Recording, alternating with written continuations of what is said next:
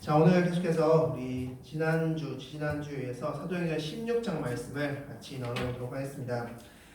지난주 말씀 보면 바울이 마게도냐로 갑니다. 마게도냐 가서 큰 성 빌립보에 도착했다라고 말씀하고 있습니다. 그래서 빌립보에 지난주 말씀 보면 루디아를 만나게 되고 귀신 들린 여종을 만나게 되는 장면까지 우리 지난주에 같이 보았습니다. 자, 그리고 나서 이제 오늘 말씀인데 19절부터 오늘 본문 말씀이 34절까지는 바울이 감옥에서 복음을 전한 장면이 나오고 35절, 오늘 읽지 않은 35절부터 40절 마지막 절까지는 감옥에서 풀려난 바울에 대해서 말씀 전하고 있습니다. 오늘 말씀을 통해서 저는 전도의 4단계라는 제목으로 말씀 전하고자 합니다. 전도를 우리가 행함에 있어서 어떻게 전도가 이루어지는지에 대해서, 그리고 왜 전도를 해야 되는지에 대해서 오늘 같이 말씀을 통해서 보시고, 전도를 하는 자에게 있어서 기억해야 될 두 가지를 오늘 같이 말씀 전하고 마치도록 하겠습니다. 자, 그러면 지금부터 말씀을 같이 나눌 텐데, 먼저 첫 번째 오늘 본문 말씀을 보기 전에 우리 앞선 말씀이었던 귀신 들린 여종의 그 이야기를 좀 봤으면 좋겠습니다. 우리 17절 말씀을 같이 볼 텐데, 우리 17절 말씀 다 같이 한번 읽겠습니다. 시작! 그가 바울과 우리를 따라와 소리질러 이르되 이 사람들은 지극히 높은 하나님의 종으로서 구원의 길을 너희에게 전하는 자라 하며. 아멘. 자, 귀신 들린 여종이 이렇게 이야기합니다. 즉 그 안에는 귀신이 이야기하는 것이죠. 이 사람들은 지극히 높은 하나님의 종으로서 구원의 길을 너희에게 전한다 라고 말씀하고 있습니다. 자, 그럼 여기서 우리 여러분께 질문 한번 드려보겠습니다. 구원이란 무엇일까요? 구원이란 무엇인가요? 구원. 자, 구원은 뭐 많은 설명을 할 수 있겠지만 바로 죄에서 해방받는 것이 구원입니다. 죄에서 해방받는다. 그럼 또다시 한번 질문 드려보겠습니다. 우리가 왜 죄를 지으면 안 될까요? 가만히 생각해보면 죄를 지었을 때 이득이 많을 수도 있습니다. 어떤 회사에서 거짓말 한 번 하면은 수천만 원이 생긴다고 가정해봤을 때 그 사람이 이제 거짓말이라는 죄를 져서 수천만 원의 이득이 생겼습니다. 그러면 죄가 어찌 보면 장점이라고 생각할 수도 있을 것 같습니다. 어떤 사람이 잠깐의 잘못을 통해서 뭔가 이득이 생겼다. 그러면 죄는 저도 상관없는 거 아닌가? 혹은 더 좋은 것 아닌가? 라고 생각할 수도 있습니다. 그렇다면 왜 죄를 지으면 안 될까요? 가장 큰 이유는 무엇일까요? 죄를 지으면 안 되는 가장 큰 이유. 그것은 죄는 하나님과 멀어지게 하기 때문입니다. 죄를 지으면 하나님과 멀어집니다. 그게 가장 큰 이유입니다. 물론 세상적으로 봤을 때 죄를 지어서 이득이 생길 수도 있고, 세상적으로 봤을 때 죄를 지어서 뭔가 위기를 모면할 수도 있습니다. 그러나 가장 큰 이유는 하나님과 그 순간 멀어지기 때문입니다. 하나님이 손이 짧아서도 역사하지 못하는 것이 아니라 그 죄와 우리 사이가 하나님 사이에 죄라는 것이 가로막혀 있기 때문에 하나님께서 우리를 어찌할 수 없는 상태, 우리와 가로막힌 상태가 되기 때문에 죄를 지어서는 안 되는 것입니다. 그렇게 단절된 상태에서는 어떤 결과가 일어납니까? 그 사람 안에는 이제 공허함과 허무함이 찾아오게 되는 것이죠. 그 허무함과 공허함은 그 어떤 것으로서도 채울 수 없습니다. 하나님과 멀어짐을 통해서 얻어진 그 공허함과 허무함은 그 어떤 것으로서 채울 수 없고, 아무리 많은 것을 얻고 많은 것을 행해야 한다 하더라도 채울 수 없게 되는 것이고, 결과적으로는 그 사람은 이것이 나를 채울 수 없다는 건 알지만 어쩔 수 없는 선택으로 그것을 계속 선택하게 되는 것입니다. 즉 죄의 굴레에 계속 묶여지게 되는 것입니다. 그래서 16절 말씀 보면 지난주 말씀드렸지만 귀신 들렸다라고 했을 때 그 들렸다는 표현이 에코입니다. 원어로 에코인데 이 에코의 뜻은 우리나라 말로 묶인다라는 뜻을 가지고 있습니다. 묶인다.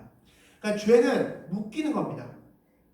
왜 묶이냐면 마음속에 공허함, 허무함이 있는데 다른 것으로 채울 수 없는 것을 알매도 불구하고 그것을 찾을 수밖에 없는 인간의 연약함이 있기 때문입니다. 그래서 묶이는 것입니다. 자, 이럴 때 어떻게 방법을 가지면 됩니까? 바로 복음을 접하면 됩니다. 죄에서 해방받는 방법이 있어 라는 복음을 접하는 것이죠. 그 복음을 듣고 그 복음을 믿고 내가 지금 엮여있는 것, 묶여있는 것에서 벗어나는 겁니다. 그리고 다시 하나님과 연합하는 것, 그것이 바로 구원받는 것이다 라고 말씀할 수 있습니다. 그래서 우리는 이렇게 찬양할 수 있는 것이죠.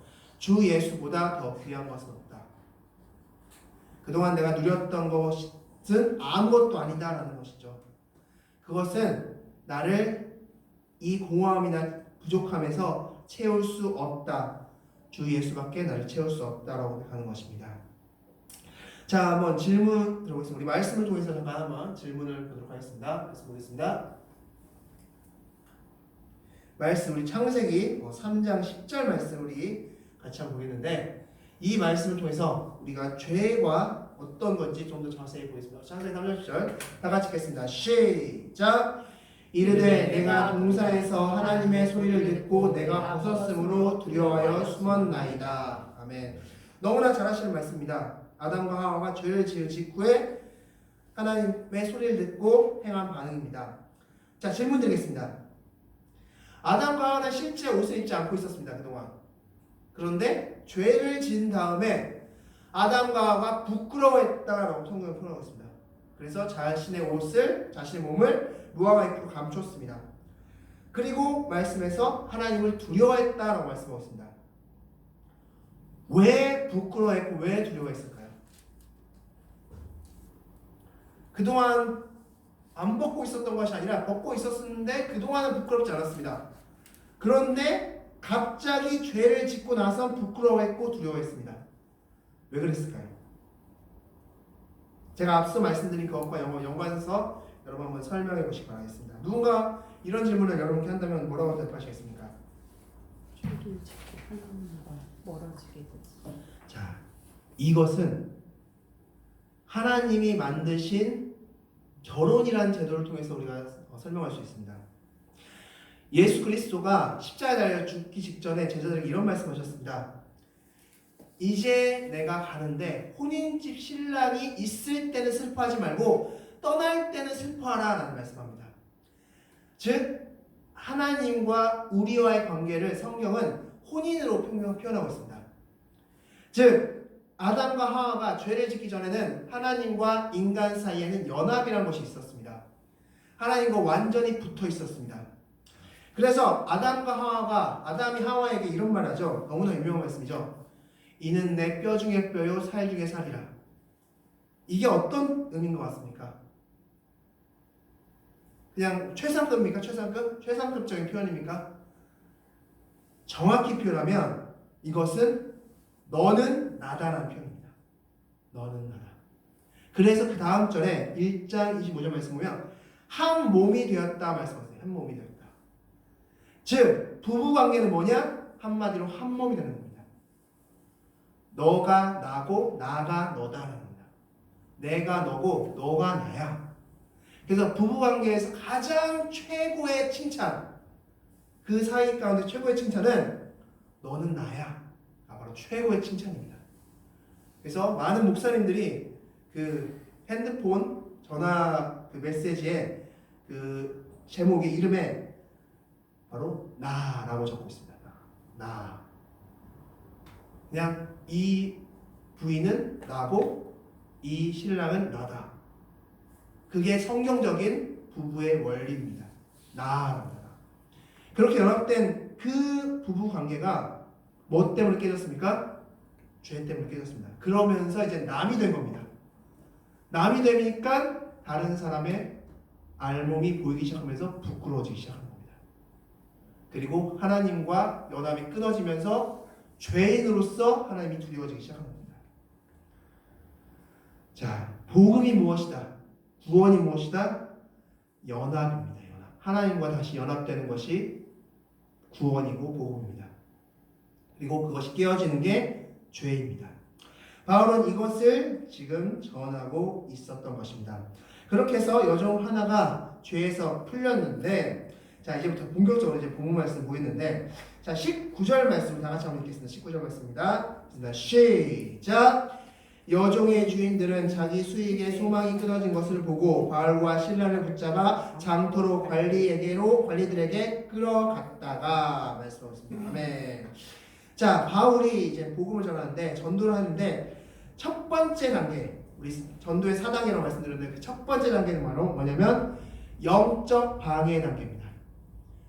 자, 우리가 전도를 하면 막 안 믿는 사람들이 막 믿을 것처럼 바로바로 변할 것처럼 보이지만 첫 번째 단계는 영적인 방해 단계가 있습니다. 자, 19절 말씀 보면 여종의 주인들, 즉 그 여종이 점을 치는 걸 통해서 수익을 얻었던 그 여종의 주인들이 두 명의 관리들에게 끌려갔다고 하는데 이 복수로 되어 있죠. 관리들. 그 당시에는 관리를 두 명을 지었습니다. 각 동네마다. 그래서 그 동네에 있는 관리들이 재판을 진행했습니다. 그렇게 관리들에게 끌려갔는데 이 관리들이 이 20절 말씀 보면 상관들 앞에 데리고 왔다 말씀하고 있습니다. 상관들. 이 상관들은 지금으로 말하면 재판장들입니다. 이 재판장들에게 이제 관리들이 끌고 간 겁니다. 바울과 실라를. 자, 그리고 나서 이들의 죄목을 말하는데 어떤 죄목이냐면 우리 성을 심히 요란케 했다 말씀하셨어요. 이 성을 심히 요란케 했다. 이것은 바로 빌립보라는 이 도시의 특성을 알면은 굉장히 쉬운 말씀입니다. 빌립보는 지난주 말씀드렸지만 22절 말씀이죠. 로마의 식민지였습니다. 로마의 핵심 메시지가 무엇이었어요? 로마의 핵심. 로마는 우리 너무나 유명한 말이죠. 팍스 로마나. 바로 로마의 평화입니다. 로마는 전쟁을 통해서라도 평화를 얻으면 되는 것이었습니다. 즉, 이 20절 말씀에서 우리 성을 심히 요란케 했다는 말의 뜻은 어떤 뜻이냐면 그 평화를 깨트리는 자들이었다는 거예요. 그 평화를 깨트리려는 자들이 등장했다라는 것을 지금 상관들 앞에 이야기하고 있는 것입니다. 자, 그리고 나서 21절 말씀인데 21절 말씀 다 같이 한번 읽겠습니다. 21절 시작. 로마 사람인 우리가 받지도 못하고 행하지도 못할 풍속을 전한다 하거늘. 아멘. 자, 이것이 고소 내용이었습니다. 이것이 고소 내용이었습니다. 무슨 내용인가요? 고소가. 그럼 어떤 걸 지금 고소하고 있는 겁니까? 고소의 주제가 뭡니까? 주된 내용이 뭡니까? 지금 바울과 실라를 지금 재판장들에게 재판을 부탁하는 지금 고소를 했는데 어떤 내용을 지금 고소하고 있는 겁니다. 바울과 실라에. 그렇죠. 복음 전합니다. 우리가 받지도 못하고 행하지 못할 풍속. 이게 바로 복음이죠. 지금 바울과 실라의 제목은 뭐냐면 복음 전했어요 이 사람들. 이게 바로 제목이었습니다. 자, 21절 말씀 보면 우리가 일제 일어나 고발했다. 그 복음을 전했던 상황 가운데서 주변에 있었던 그 사람들이 나도 들었어요. 나 그 말 듣기 싫었는데 계속 그 사람이 전했어요. 나도 그 말 듣기 싫었는데 계속해서 전했어요. 이 사람들 빨리 사형시켜주세요 막 이러면서 무리가 일제히 막 일어나는 겁니다. 앞에서는 19절에서는 여종의 주인들만 막 일어났던 그 상황이 지금 22절 말씀 보면은 무리가 그 주변에 있었던 무리들이 다 동요하는 겁니다. 지금 다 일제 일어나는 겁니다. 이 사람들 나도 그 얘기 들었어. 나도 그 얘기 들었어요. 이 사람들 이상한 얘기하고 있어요. 로마의 평화 깨뜨리고 있어요. 빨리 매진해주세요. 막 이러면서 지금 막 난리가 난 겁니다. 지금. 자, 그래서 상관들이 옷을 찢어 벗기고 매로 쳤습니다. 이제 23절 말씀은 많이 쳤다라고 말씀하고 있는데 이 당시에 빌립보에서는 전문적으로 매질하는 사람들이 있었습니다. 이 사람들의 직업은 매질하는 사람들이었습니다. 그래서 이때 당시 바울이 얼마나 많이 맞았을까라고 생각했을 때 고린도후서 11장 25절 말씀 보면 바울이 이렇게 고백합니다. 나는 태장을 3번 맞았다 말씀하고 있습니다. 이 태장은 바로 39번의 매질을 뜻합니다. 사람이 40번, 40번 넘게 매질을 맞으면 죽는다고 생각했기 때문에 39번의 매질을 가했습니다. 그래서 혹시 숫자를 잘못 쓰면 40대까지 때리기 위해서 39번의 매질을 했는데 그것을 태장이라고 했는데 바울이 39번의 태장을 3번 겪었다라고 생각하는데 그 중에 한 번이 이때가 아니었을까라고 성경학자들은 추측하고 있습니다. 자, 어쨌건 그렇게 매를 전문적으로 때리는 사람들에게 매질을 당했습니다. 그래서 24절 말씀 보면 깊은 옥에 가뒀고 착고가 채워졌다 말씀하고 있습니다. 자, 착고를 그림으로 좀 설명해 드리겠습니다. 자, 착고는 바로 이렇게 생겼습니다. 여러분 드라마나 영화에서 많이 보셨을 겁니다. 바로 두 구멍에 지금 발목, 즉 발을 집어넣어서 잠그는 형태가 바로 착고입니다. 바로 이렇게 착고가 채워진 그런 상황입니다. 자, 오늘 지금까지 봤던 말씀을 통해서 보셨듯이 자, 바울이 복음을 전했습니다. 굉장히 중요한, 정말 인간에게 필요한 복음을 전했는데 그 복음을 전하는 그 첫 번째 상황이 어떤 상황이 펼쳐졌습니까? 복음 전했을 때 막 복음을 들었던 사람들이 막 믿기 시작했습니까? 막 믿었습니까? 막? 아니죠. 영적인 방해가 시작됐습니다. 복음을 전하면 분명한 건 영적인 방해가 시작됩니다. 영적인 방해가 시작됐다는 건 이제부터 복음을 전했다는 뜻입니다. 그러므로 이 복음을 전할 때 분명히 사단이 제일 싫어하는 게 복음 전하는 겁니다. 왜냐하면 하나님과 다시 연합하기 때문에. 그래서 사단은 이 복음 전하는 걸 굉장히 싫어합니다. 그래서 이거는 어떻게 해서 방해합니다. 물론 하나님의 주권 안에서 행하는 것이지만 어쨌든 방해합니다.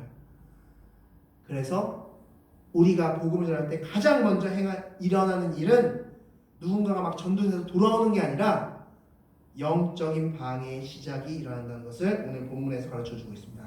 말씀을 통해서 확인하겠습니다. 자, 베드로전서 5장 8절 말씀 다 같이 읽겠습니다. 시작. 근신하라 깨어라 너희 대적 마귀가 우는 사자같이 두루다니며 삼킬 자를 찾나니. 즉 복음을 들은 사람들을 다시 못 듣게끔 하는 그런 현상들, 그런 방해들이 일어난다는 것입니다. 영적인 싸움이 시작된다는 것을 기억하시기 바라겠습니다. 자, 그런 상황 가운데서 이제 바울과 실라가 감옥에 갇혔습니다. 이때 이제 두 번째 일이 일어나는데 바로 하나님의 현현, 하나님의 나타나심, 하나님의 살아계심이 증거되는 일이 일어납니다. 우리 말씀 25절과 26절 말씀을 다 같이 한번 읽겠습니다. 다 같이 읽겠습니다. 시작. 한밤중에 바울과 실라가 기도하고 하나님을 찬송하며 죄수들이 듣더라. 이에 갑자기 큰 지진이 나서 옥토가 움직이고 문이 곧 다 열리며 모든 사람의 매인 것이 다 벗겨진지라. 아멘. 자, 바울과 실라가 기도하고 찬송하는 와중에 갑자기 큰 지진이 나고 옥토가 움직이고 문이 다 열렸다 말씀하고 있습니다. 그런데 여기서 질문 드리겠습니다. 바울과 실라가 지난번에 말씀드렸지만 기도했던 그 기도의 내용은 이 옥에서 풀어주세요가 아닙니다. 그렇죠. 무슨 기도였습니까? 마게도냐를 왜 하나님께서 인도하셨습니까? 라는 것이 기도 제목이었습니다. 그런데 갑자기 하나님께서 바울과 실라가 탈출해달라고 기도한 것도 아닌데 갑자기 문을 곧 열게 하시고 창고를 다 풀으시고 막 이런 일들을 행하셨습니다. 왜 그러셨을까요? 아니 그 기도가 아닌데 그 기도를 한 적이 없는데 하나님께서 갑자기 감옥문을 막 여셨습니다. 왜 그러셨을까요? 왜 그러셨을까요? 바로 하나님을 증거하게 하기 위해서입니다. 자, 즉 우리가 복음을 전할 때 하나님께서는 하나님 자신을 드러내십니다. 하나님 자신을 드러내시는데 이 말씀을 통해서, 기도를 통해서, 은사를 통해서, 기적을 통해서 하나님 자신을 드러내시는데 왜 드러내시느냐? 바로 믿지 않는 자들을 위해서 드러내십니다. 믿지 않는 자들에게 무엇을 증거하기 위해서? 하나님은 살아계시다. 우리가 핵심적으로 기억해야 되고 믿어야 될 사실은 하나님은 살아계시다는 겁니다. 여러분 정말 하나님이 살아계시다고 믿으시나요? 아니면 진짜 그냥 뜬구름 잡듯이 그렇게 지금 하나님 믿고 계십니까? 하나님은 하나님 자신의 살아계심을 증거함을 통해서 믿지 않는 자들에게 하나님의 살아계심을 보여주고 계시고 그것을 하나님을 전하는 그 자들을 통해서 전하고 계시다는 사실을 기억하시기 바라겠습니다. 예수님께서 도마에게 못장난 손 그리고 발을 만져보라 라고 말씀하신 그 이유는 무엇입니까? 도마에게 나의 살아있음, 나의 부활을 증거하기 위해서였습니다.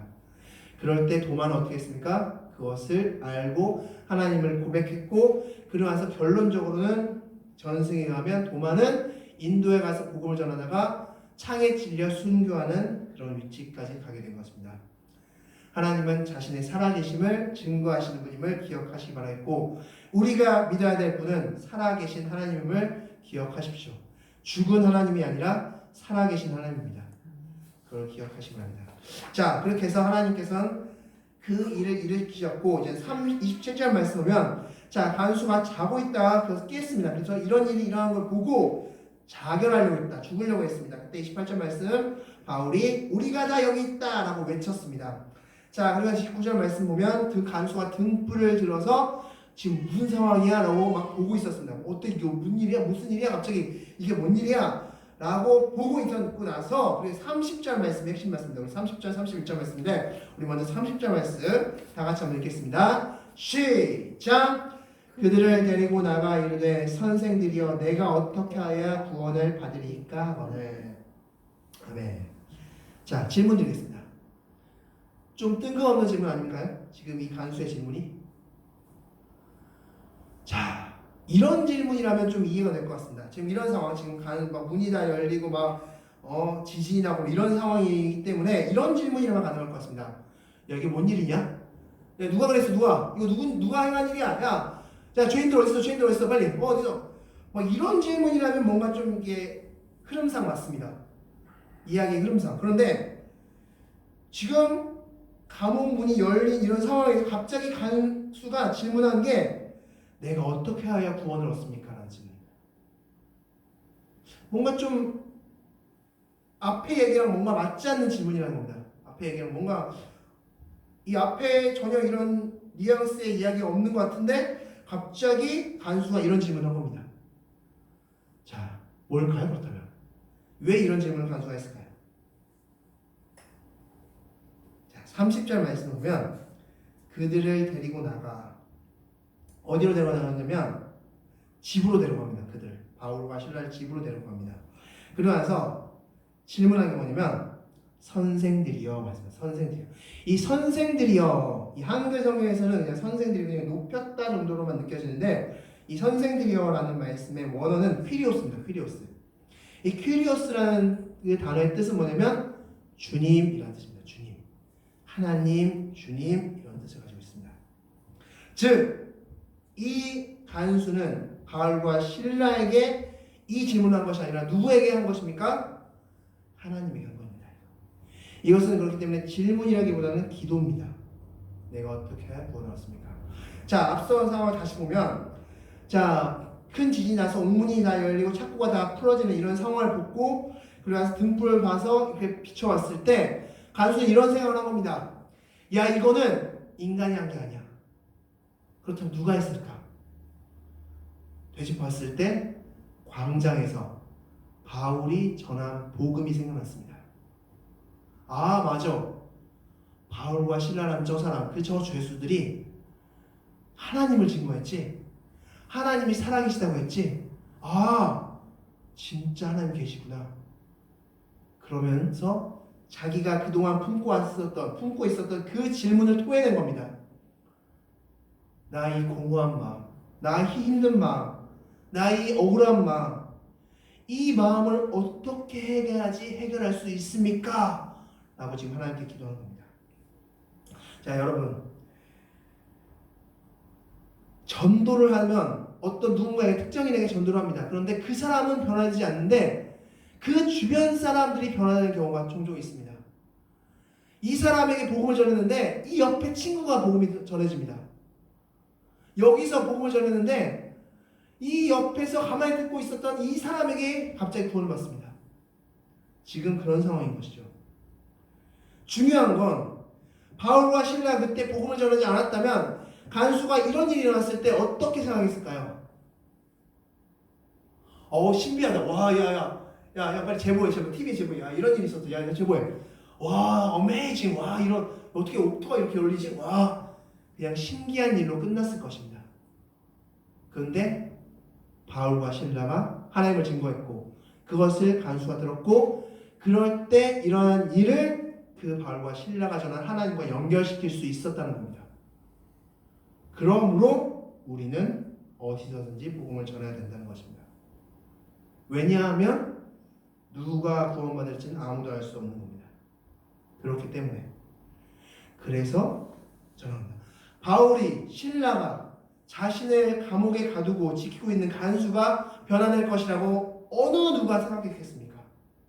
그런데 이런 일이 일어났던 것입니다. 자, 그래서 31절 말씀, 유명한 말씀을 다 같이 한번 읽겠습니다. 그래서 시작. 이르되 주 예수를 믿으라. 그리하면 너와 내 집이 구원을 받으리라 하고. 아멘. 자, 주 예수를 믿으라고 너와 내 집이. 자, 여기서 너와 내 집이 구원을 받으리라고 했을 때 왜 여기서 집이 들어갑니까? 지금 집이니까. 지금 집에서 얘기하고 있으니까. 바울과 실라가.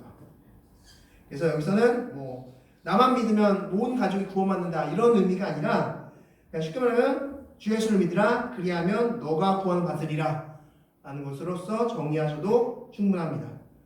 그러니까 주 예수를 믿으면 구원받는다 는 것이 바로 핵심이라는 것을 기억하시기 바라겠습니다. 그래서 33절 말씀 보면 온 가족들이 세례를 받고요. 34절 말씀에 구원받았다라고 말씀하고 있습니다. 즉 빌립보 교회의 성도가 되었다 말씀하고 있습니다. 자, 중요한 것은 무엇입니까? 바울이 복음을 전했기 때문에 이런 일이 일어났다는 것을 기억하시기 바라겠습니다. 그래서 세 번째 단계는 성도가 세워지는 단계입니다.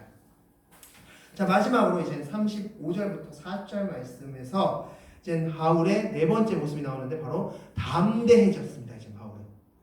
자, 바울은 이 일을 겪고 나서 담대해져서 막 어느 누가 등장해도 절대 겁먹지 않았습니다. 자, 35절 말씀에 보면 날이 샜다. 그래서 상관들이 야 바울과 신라 풀어줘 라고 했습니다. 36절 말씀에 바울과 신라에게 간수가 그 말을 전했을 때 37절 말씀 보면 바울이 나 로마 시민권을 가진 사람인데 야 죄 없는 나를 이렇게 해도 되냐? 상관들이 와서 재판장들이 와서 나 나 데리고 가. 나 그 전에는 한 발자국도 안 움직일 거야. 이렇게 얘기합니다. 그리고 38절 말씀 보면 부하들이 상관에게 야 바울과 신라 로마 시민권 가졌다는데요? 라면서 막 두려워 떨면서 보고하죠. 39절 말씀 보면 이렇게 말합니다. 자, 39절 다 같이 읽겠습니다. 시작. 와서 권하여 데리고 나가 그 성에서 떠나기를 청하니. 이제 제발 우리 이 빌립보 지역에서 좀 떠나주십시오 라면서 막 벌벌벌 떠는 겁니다. 왜? 바울이 지금 로마 시민권을 가졌기 때문에. 자, 이때 바울의 모습이 어땠을까요? 막 상관들 앞에, 높은 사람들 앞에 있는 바울의 모습, 막 두려워 떨면서 있었을까요? 막 이렇게 높은 사람들이 왔어 이렇게 막 이러면서 두려워 떨었을까요? 아니죠. 담대하게 지금 이야기하고 있는 겁니다. 우리가 지금 로마 시민권을 가졌는데, 그래서 막 담대하게 막 그래서 떠나기를 청하는 모습까지 보였습니다. 그리고 40절 말씀 보면 그 두 사람이 루디아 집, 즉 교회 빌립보 교회에 가서 형제들을 만나보고 위로하고 떠났다라고 말씀하고 있습니다. 즉 전도의 마지막 모습은 무엇입니까? 담대해집니다. 어느 누구를 만나더라도 결코 겁먹지 않는 담대한 모습이 그 마지막 전도의 단계라는 것을 기억하시기 바라겠습니다. 자, 왜 바울이 이렇게 담대해졌을까? 그것을 이 바울이 이제 데살로니가 지역으로 가게 되는데 이 가게 되는 여정을 데살로니가 전서에서는 이렇게 표현하고 있습니다. 우리 말씀을 통해서 하겠습니다. 다 같이 데살로니가 전서 2장 2절 다 같이 읽겠습니다. 시작. 너희가 아는 바와 같이 우리가 먼저 빌립보에서 고난과 능욕을 당하였으나 우리 하나님을 힘입어 많은 싸움 중에 하나님의 복음을 너희에게 전하였노라. 자, 바울에게 누가 있었기 때문입니까? 하나님이 있었기 때문에, 하나님의 힘이 있었기 때문에 담대해질 수 있었다는 겁니다. 그래서 바울이 빌립보에서 많은 고난과 능욕이 있었지만 하나님이 있었기 때문에 우리는 이겨낼 수 있었고 지금 데살로니가 너희들에게까지 복음을 전할 수 있었어 라고 지금 이야기하고 있는 것입니다. 이 데살로니가 전서는 바울의 두 번째 서신입니다. 바울이 이제 갈라디아서 다음 서신서가 데살로니가 전서인데 바울이 이제 데살로니가 전서를 쓸 때 나는 빌립보에서 데살로니가 넘어갈 때 이런 일이 있었다 라면서 증가하고 있는 겁니다. 그때 나가 왜 담대할 수 있었냐면 하나님을 힘입었기 때문이야 라고 말하고 있는 것입니다. 자, 오늘 말씀을 마치도록 하겠습니다. 그러면 마지막으로 말씀을 정리하도록 하겠습니다. 오늘은 복음 전함의 4단계에 있어서 같이 나누었습니다. 복음 전할 때 두 가지만 우리가 기억해야 될 점이 있습니다. 첫 번째는 복음 전할 때는 분명히 영적 싸움이 있다는 사실입니다. 영적으로서 분명히 악한 영의 방해가 있음을 기억하시기 바라겠습니다. 두 번째, 복음 전할 때는 하나님도 함께 하신다는 사실을 기억하시기 바라겠습니다. 그렇기 때문에 바울처럼 담대하게 복음을 전하시는 그런 여러분들이 되시기 바라겠습니다. 우리 다 같이 하나님께 기도하겠습니다. 이 시간 다 같이 하나님께 기도하겠습니다. 우리 시간 기도할 때 하나님, 우리가 복음 전함에 있어서 악한 영의 방해도 있음을 기억하고 또한 하나님도 우리와 함께하고 있음을 기억하고 하나님께서 살아계심을 기억할 수 있게 도와주시옵소서. 이 시간 다 같이 하나님께 기도하면서 나가겠습니다.